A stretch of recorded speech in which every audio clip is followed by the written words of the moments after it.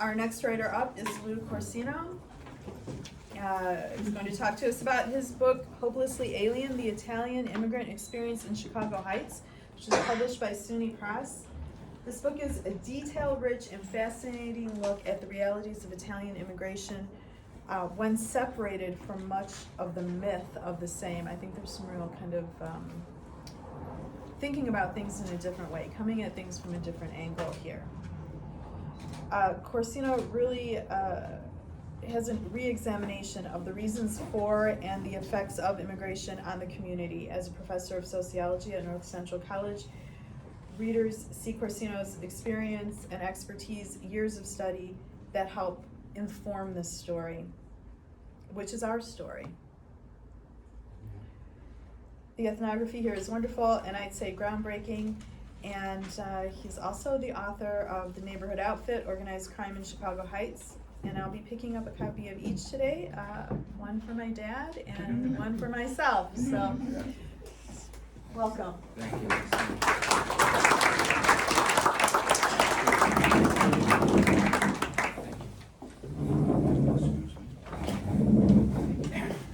Christina, this is, remember, was it Dante? Dante, in part of Dante's Inferno, he said somewhere, abandon hope, all who enter here. I'm not there yet, but I'm close. So this is a diatribe against hope. And so in that way, and hope relates to immigration too. So the title of my book is Hopelessly Alien, The Italian Immigration Experience in Chicago Heights. In order of generality, this is a book about hope, it's a book about immigration, it's a book about Italians, and it's a book about Chicago Heights. The phrase hopelessly alien comes from an exasperated immigration director at Ellis Island in the early 1900s. He said Italians were hopelessly alien because their culture, their genetics, their history would never let them become American. They would always be aliens because of those situations. I use that phrase in a different manner. I use the phrase hopelessly alien in a sense that immigrants to America would never be fully accepted, I argue. They would always be aliens until they exhibited the core American values of hope.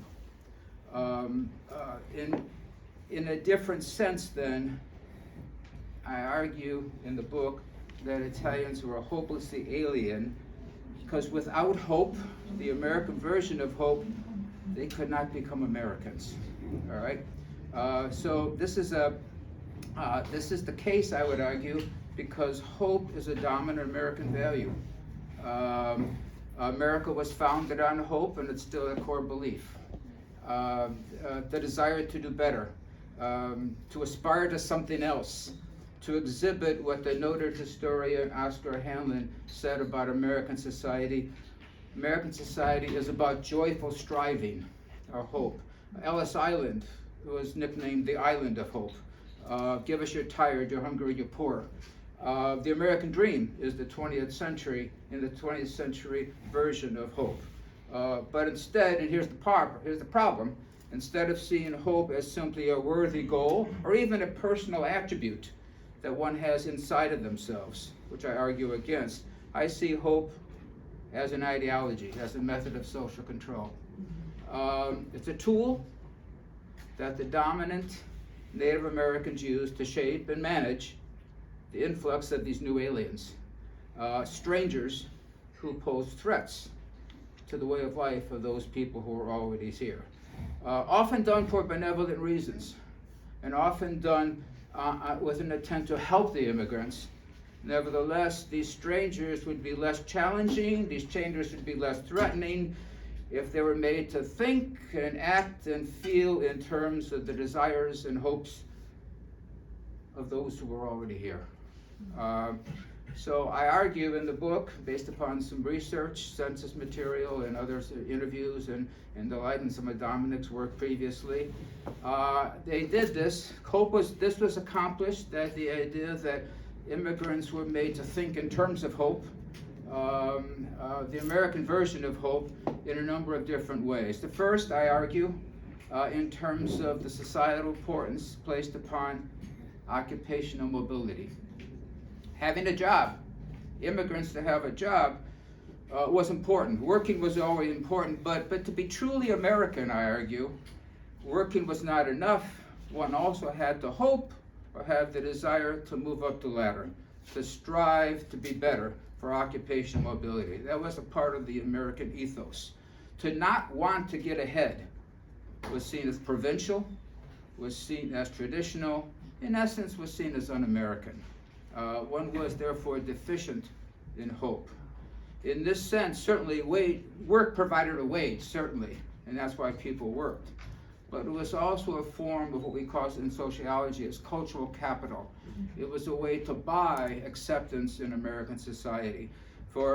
Insofar as one exhibited occupational mobility, the desire to move on to something better, one was exhibiting to other people that you were more like the Americans who were already here. In focusing my research on Chicago Heights, using census data and other materials, I found that about 45% of all the Italian men who came to the United States in around 1910 had occupational mobility 40 years later.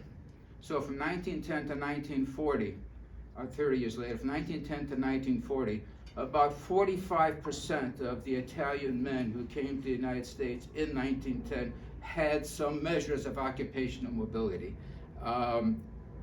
Most of it was small leaps. Most of it moved from the factories, moved from being a laborer to a polisher, which I'm not quite sure what that was, a laborer to a polisher.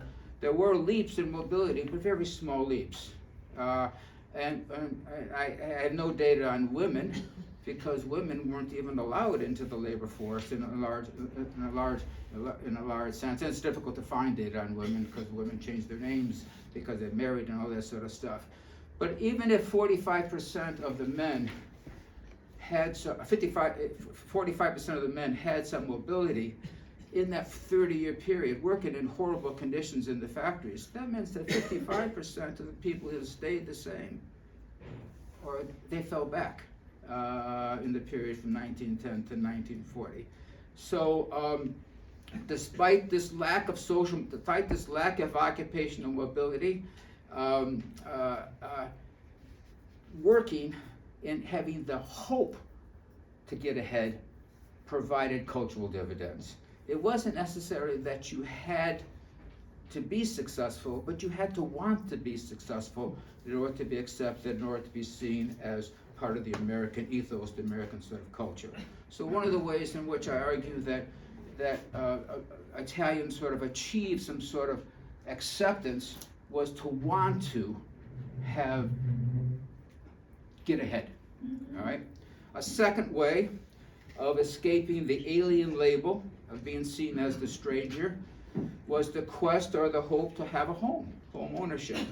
There are a lot of reasons to own a home. A lot of reasons not to own a home too, okay? There are a lot of, this afternoon we're gonna go buy another refrigerator, okay? So there's a lot of reasons to own a home, especially back then. A home was a hedge against unemployment. If you were unemployed and couldn't pay the rent, you still had your home, okay? So owning a home helped there. It was a potential source of revenue, certainly bringing in boarders, owning a home.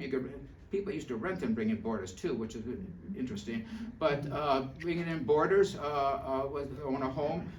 The possibility of doubling or tripling up to bring another family into your home so that they could sort of save on the rent, and or they could eventually. There are a lot of economic reasons to buy a home.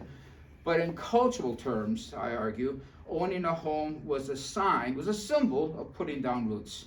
It was a hope and a commitment to the American dream. And so looking at my research, advertisements in the Chicago Heights Star, campaigns, other sort of movies indicated time and again that owning a home was a sign of independence. It was a get-ahead attitude. It emphasized the American value of personal property. So in the Heights, for example, owning a home ownership among Italians in 1930 was about 63%. About 63% of all the Italian immigrants in 1930 owned a home, which was about 20% more than the average American in Illinois or in Chicago or in nationwide. So I'm trying to figure out, what was it about owning a home for Italian immigrants, especially when it was very perilously economically. The immigrants did not have a lot of money, but yet they devoted a lot of their very limited amount of resources to buying a particular home. And so economically it made some sense, but again I argue it wasn't just economically, it was buying into an acceptance. Insofar as if owning a home was an essential way of sending a message out to others that you were not an alien, not a stranger, but made a commitment to the American society. It was a way of purchasing, in some ways, an acceptance in the society. And this was, I think, especially the case because at the time, and even a little bit today, renters were seen as somewhat transitory, shady, as socialist. Okay, this was during the time in 1919, during the Bolshevik Reservation and the rise of communism, that communism was a threat. In Chicago Heights, people there would be speeches about the problem of communism and not having a personal stake, a personal property in the United States. So renters in many ways were seen as somehow not necessarily acceptable. They were birds of passages. They were here, but not really here in a particular sort of way. And so when you owned a home, therefore, again, you were sending signals out, just as occupational mobility, you were sending signals out that you were here and wanted to be considered as not simply an immigrant, but you wanted to be considered as part of the culture in and of themselves. Then finally, I argue that if all else failed, another way to gain cultural acceptance was to appropriate the hopes of your children. Okay? The children, it's hard, children could be used as cultural capital. You could spend your children. Okay? If success and acceptance was fleeting for the first levels of immigrants, then one could demonstrate one's own hopes and desires through the occupational mobility, through the home ownership of one's children. The success of one's children rebounded back to the parents and the fulfillment of their own hopes and desires in the eyes of others. Does that make sense? Whether you agree or not. Hence, my son the doctor, okay? My son the priest, my daughter the nun, my daughter the teacher. Moving to a better part of town, your children did all that provided resources for you as a way of establishing your credentials as being an American. In the Chicago Heights, in the Chicago Heights context, especially during World War II, given what Arthur was just in World War II, horrifically, a special opportunity to detach yourself from the alien status through your children occurred through the war, okay? To have a son, and to some extent a daughter, to have a son and a daughter go off to war was a demonstrated commitment to the hope and aspirations of the American society, of the American culture. One Chicago Heights observer said, "Lucky is the woman who had a priest for a son, but luckier is the one whose son is a soldier." Okay? You were purchasing through your children in some ways acceptance in a particular society, American society. Having said all this, hopefully that makes sense, whether we agree, disagree. In point of fact, this commitment to hope as a way of gaining acceptance did not characterize all Italian immigrants. Some refused to engage in what's called this joyful striving, okay? Some engaged in dissent, all right?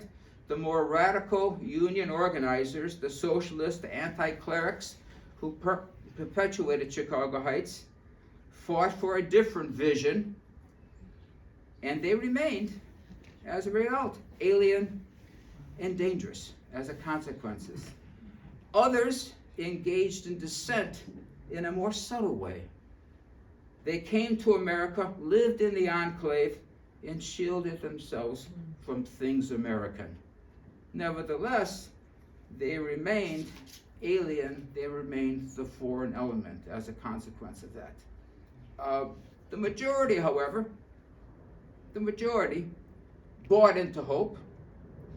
If I can coin a phrase, it was an offer they could not refuse, okay, obviously, especially among the second generation, all right? To not exhibit this individual sense of hope would jeopardize their acceptance in American society. So it was a wise decision, all right? But I think this decision, and we're here because of that. So it was a good decision. We're here because of that. They made that decision that particular sort of way. But it came at a cost. Accepting individual hope as a way of gaining acceptance came as a cost because I think it meant, I'm sorry, but it meant up giving up American culture. It meant up giving Italian culture, which is why we try to buy it back today on occasions such as this. We're trying to, in some ways, as the sociologist once said, Richard Alber, we are Italian some of the times, okay? Because in some ways, in order to be accepted, we had to give it up. We had to accept sort of the American version of what it meant to be American, and that one of the key ideas was to have the American version of hope. The individual conception of American hope, the urge to get ahead, to make something of yourself, to follow your dreams, often goes against the communal sense of hope. The sense of family, the sense of community, the sense of solidarity, the integration of hopes all into one, that was more prominent in Italy and existed in part in the Italian enclaves in American society in the first sort of ways. It creates a dilemma, I think.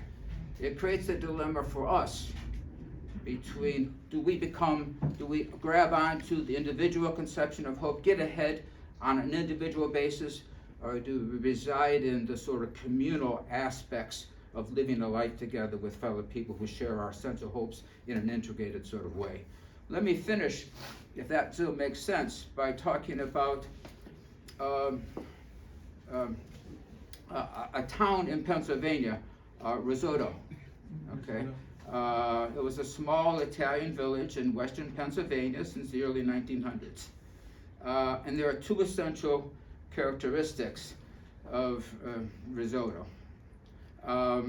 First, it was known for its solidarity, its community, its shared sense of hope and optimism. People shared their lives, the Italian community shared their life together in a number of ways. They planned and ate daily meals together. People would sit around and figure out what are we going to eat tonight, and they would all cook it together, and they would share the meals in a particular sort of way. They visited one another often. They put on festivals. They guarded against excessive inequality, such that success or failure, they argued, should not get out of hand. Someone should not be too successful, and someone should not be too poor. No one was ever alone in Risotto. A friend, a relative, a neighbor, a colleague was always around if need be. There was a sense of communal hope in there.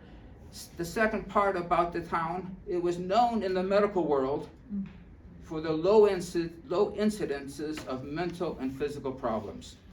Compared to other similar communities with other demographics, it had much lower rates of heart attacks, lower rates of strokes, lower rates of hypertension, lower rates of depression, lower rates of dementia. All right? This despite the fact that the Italian culture, Italian habit, and lack of exercise and the foods that Italians eat doesn't always promote these particular things. Nevertheless, it had these unexpected sort of low rates of mental and physical disabilities. And there was a good deal of research done by medical experts on trying to figure this out. And finally it came to the conclusion, the medical experts came to the conclusion that it was the communal sense of hope, communal as opposed to individual sense of hope, that sort of was the explanation for why the town's physical and mental health were very different than in the larger society of which they were a part, compared to other communities like. This version of the town no longer exists. If you go, I interviewed some of the people from Brazil. It has come to mirror the larger society in terms of individual hopes. The younger generation doesn't want what the older generation did, and understandably, they want to live their own sort of lives and have to get ahead and to do their individual types of things. But as a consequence of this, the rates of mental disabilities and physical abilities have now matched that of the larger society of which we're a part. I'm not trying to argue that the society of the past was ideal. Certainly communal hopes can be suffocating. Not having the sense of doing what you want to do can be debilitating, all right?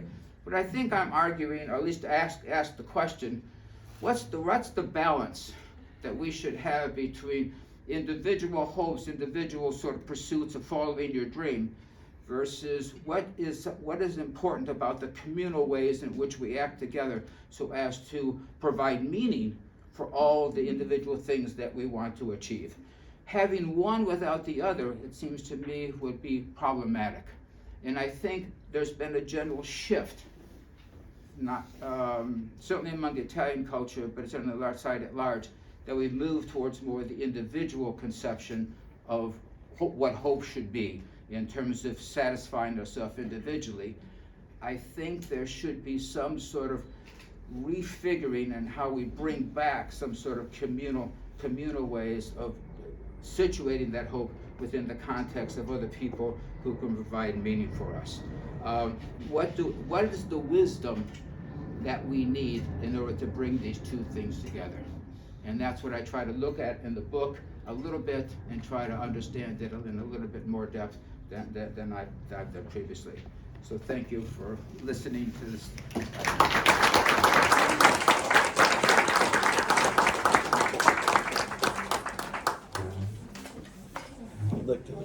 We've got a couple minutes for questions. We can do that. Anybody have any? I mean, I think you hit on the heart of the issue today in the Italian-American culture in Chicago and the United States of the world. I don't even know how do you answer it, but I think that's where we are today. I think that's at that crux, because individualism is so strong in the United States, and then the Italian heritage of community is so strong. And where is the balance? You know, where do you find that meeting point? I mean, if anybody can answer that, that's. Yeah, that's. Yeah, I agree, and I feel like for a lot of us, I'm just gonna speak for everybody, but for myself, I find that I'm trying to do both of those things completely, right? Rather than finding where the crux is and where the balance is. We're trying to have the whole community going with our responsibilities and our hope, and have our individual ones fully enacted at the same time is really not, it's a paradox, right? It's not really possible. There was a philosopher way back, Josiah Royce, talked about wise provincialism.